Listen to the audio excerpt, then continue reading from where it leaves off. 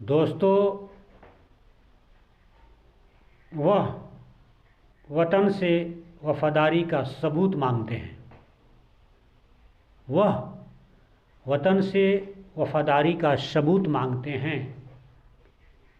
हम तो वतन की खाक से तयम्मुम करते हैं।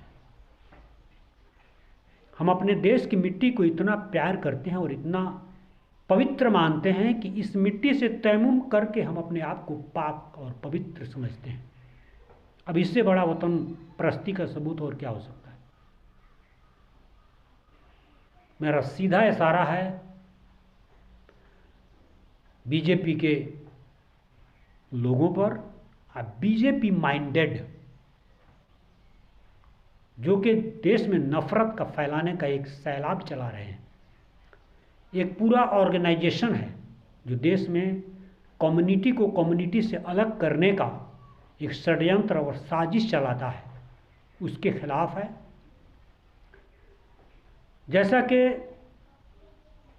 हमारे प्रधानमंत्री माननीय श्री दामोदर दास जी नरेंद्र मोदी ने 2014 से पहले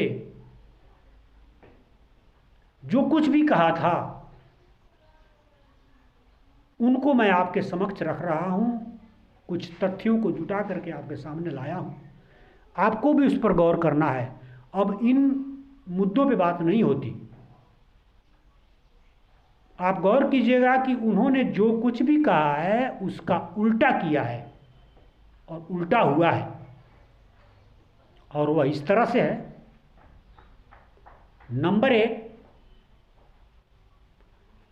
हमारे प्रधानमंत्री जी ने वादा किया था कि जैसे ही हमारी सरकार बनेगी,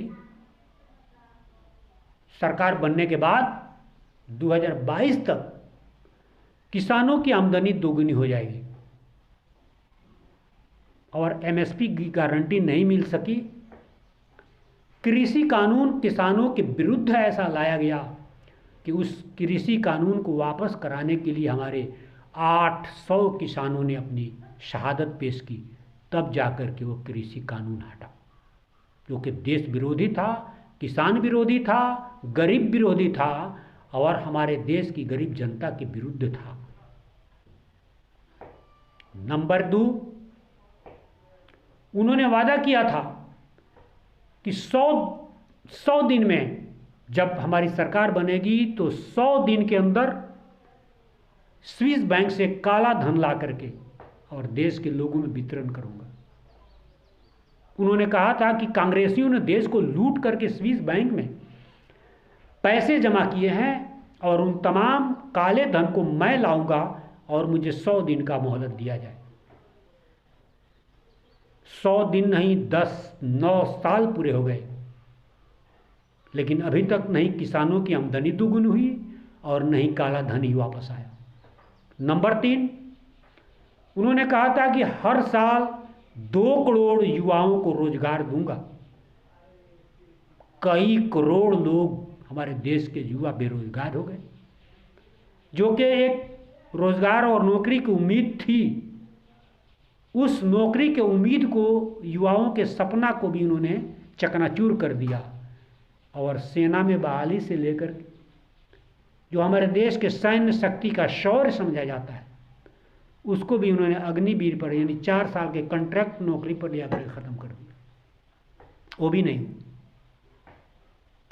उन्होंने कहा था कि देश से आतंकवाद, जैसे हमारी सरकार बनेगी देश से आतंकवाद खत्म हो जाएगा।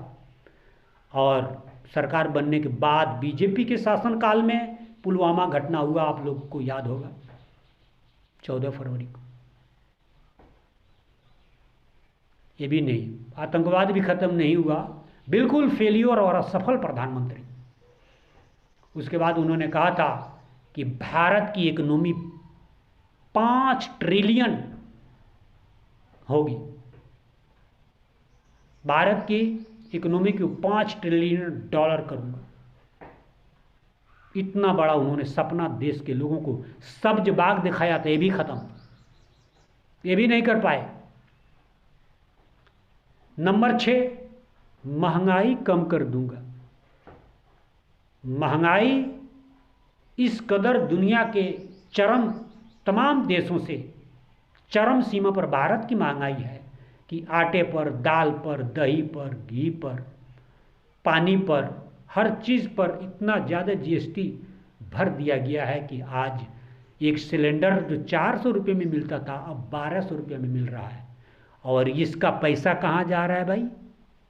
अंबानी और अडानी के जेब में, और विदेशों में अपना इस पैसे को इन्वेस्ट कर रहे हैं। देश के इंफ्रास्ट्रक्चर में उन पैसों की खपत नहीं हो रही, उनको नहीं लगाया जा रहा।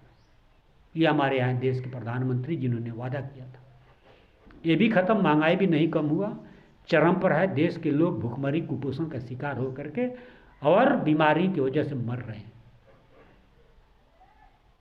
एक और वादा उन्होंने किया था नंबर 7 में, मैं आपसे कहूँगा दोस्तों, और एक बाबा ने तो इसकी पुष्टि भी कर दी थी कि जैसे बीजेपी की सरकार बनेगी 30-35 रुपये डीजल पेट्रोल होगा। कहा था कि आपको कौन सा सरकार चाहिए, 30-35 रुपया वाला या फिर 60-70 रुपया वाला। ये भी हो गया, लेकिन ये भी नहीं हुआ। 100 के पार हो गया डीजल पेट्रोल का दाम, इसमें भी असफल। इन तमाम मुद्दों पे बात नहीं होती अब।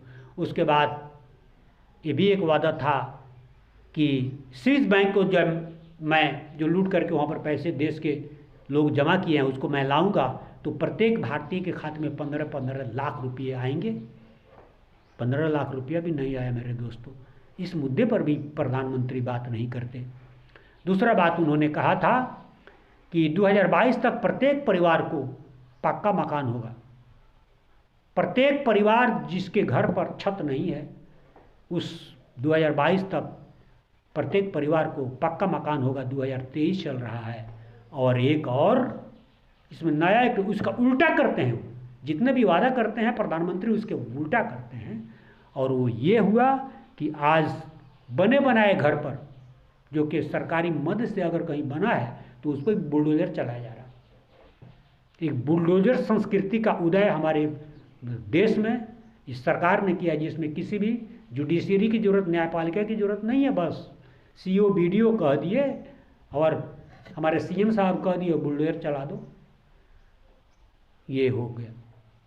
दूसरी बात यह है कि डॉलर के मुकाबले में रुपया मजबूत होगा। आज रुपया का ये हालत है कि दुनिया के तमाम गरीब से गरीब देश से भी हमारे देश का रुपया कमज़ोर होते जा रहा है। ये प्रधानमंत्री ने सारे वादे किए थे, लेकिन आज किसी भी वादे पे सफल नहीं। एक भी वादा अगर उन्होंने पूरा किया होता तो मैं समझ लेता कि हमारे देश के प्रधानमंत्री ने जो कुछ भी कहा उसमें से एक को तो पूरा किया, लेकिन एक भी पूरा नहीं हुआ। आगे बढ़ते हैं। स्मार्ट सिटी बोले थे कि हर साल 100 स्मार्ट सिटी देश में बनाऊंगा। अगर कहीं आपको इन 9 सालों में कोई भी देश के किसी भी सिटी में, किसी भी टाउन में अगर आपको कोई स्मार्ट सिटी नज़र आए तो हमको बताइए। ये भी वो नहीं कर पाए। उसके बाद उन्होंने बोला था कि गंगा को सफाई करूंगा, गंगा को साफ कर दूंगा, और बिल्कुल उन्होंने गंगा को साफ ही कर दिया। और इस तरह से साफ कर दिया कि अगर आप गंगा में डुबकी लगा करके निकलते हैं तो आप खुजली और नाना प्रकार के चर्म रोग से पीड़ित होकर के निकलेंगे। ये हो गया गंगा की सफाई की बात। प्रधानमंत्री ने जो वादा किया था, ये अब इन मुद्दों पे बात नहीं होती। अब मुद्दा क्या है भाई? बाबा बागेश्वर नाथ कभी रुमाल को लाल पीला कर दे रहे हैं, इसको तो ये चमत्कार हो गया।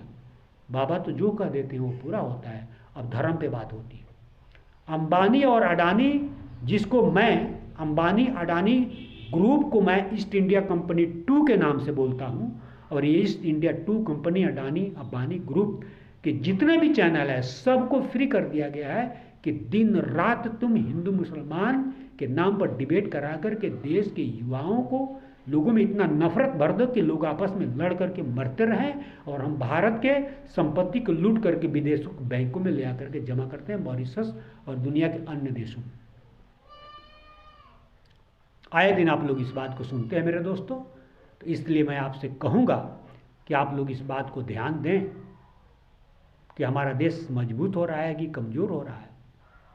हिंदू मुसलमान मंदिर, 1 करोड़ मंदिर का शिलान्यास अगर डेली हो तब भी हम उस लक्ष्य की प्राप्ति नहीं कर सकते जिस देश से हमारा देश की शक्ति को मजबूत और बल मिले। मंदिर और मस्जिद देश की उन्नति के प्रतीक नहीं हो सकते। हाँ, मंदिर का और राम का नाम ये लोग लेते हैं केवल दुकान के लिए। मंदिर और राम के नाम को ये लोग दुकान समझते हैं, दुकानदारी समझते हैं, जिसलिए ब्राह्मण और ब्राह्मणवाद के लोग, जिससे इनको आय प्राप्त होता है, चढ़ावे के रूप में लाखों करोड़ों रुपया ये लोग इकट्ठा करते हैं। ये लोग मंदिर और मस्जिद से, इनको आस्था का मतलब नहीं है बल्कि दुकान है, और ये लोग अपनी आमदनी का जरिया और स्रोत समझते हैं, और देश के लोगों को अंधविश्वास में डाल करके, सुपरस्टिशन में डाल करके, लोगों को गुमराह करके, ये लोग देश के लोगों को आपस में लड़ा करके अपना राजनीतिक रोटी सेकते हैं और सत्ता पर नाक बन करके बैठे हुए हैं ये लोग। इसको आप लोग याद रखिएगा। जय हिंद, जय बिहार।